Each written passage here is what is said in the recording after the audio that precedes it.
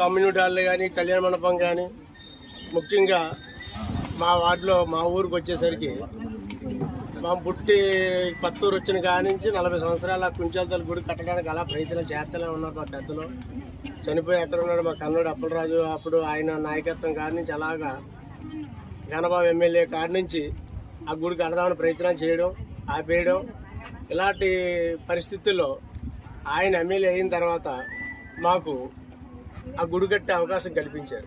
అంటే ఆర్ఎన్బి వాళ్ళు కానీ లోకల్గా ఉన్న వేరే నాయకులు కానీ అందరూ కూడా అడ్డుపడుతున్నా సరే అన్నీ నేనున్నాను మీరు కట్టండి అని చెప్పేసి ఆఫీసర్లు అందరినీ కొద్దిగా ఆపించి ఆ గుడి కట్టడానికి మూల కారణం ఆయనే.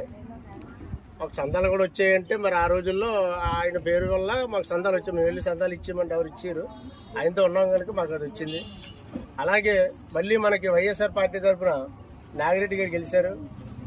ఆయన కూడా ఆయన తనయులు దేవన్ రెడ్డి గారు దీంతో ఏ కార్యక్రమాన్ని సరే పిలిచిన వెంటనే వచ్చేవారు. ఆయనకి అంత వయసులో కూడా ఇప్పటికీ కూడా ఫంక్షన్ ఏది పిలిచినా దేనికైనా సరే వెళ్తే బాబు వస్తాడో లేదంటే నేను వచ్చేస్తానని చెప్పేసి వచ్చేస్తాడు ఆయన. అలాంటి వ్యక్తి మనకి లాస్ట్ టైం ఎమ్మెల్యే చేశారు.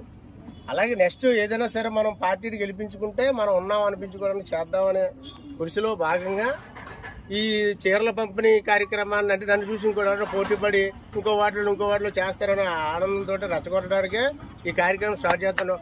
ఇది చెయ్యాలనే 2 రోజులు కష్టం అవుతుంది.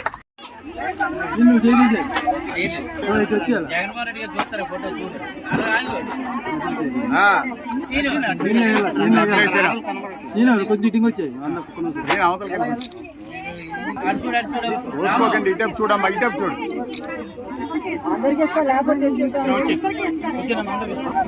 ఫోటో ఓకే అయింది కదా? ఓకే.